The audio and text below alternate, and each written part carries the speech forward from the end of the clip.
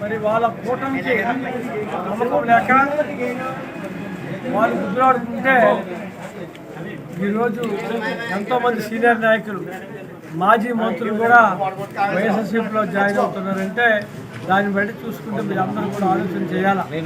మరి ఇంకా వాళ్ళు నామినేషన్ చేసేసరికి ఎన్ని జరుగుతుందో ఎంతోమంది ఈరోజు అనేక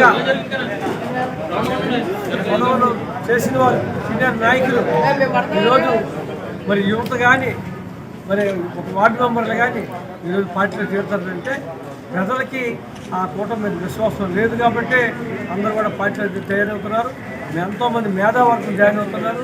కాబట్టి వైఎస్ఆర్సీపీ పార్టీ అందరూ కూడా ఒక నమ్మకం ఉంది, విశ్వాసం ఉంది, ఒక మంచి పార్టీ అని ఆలోచనతో జాయిన్ అవుతున్నారు.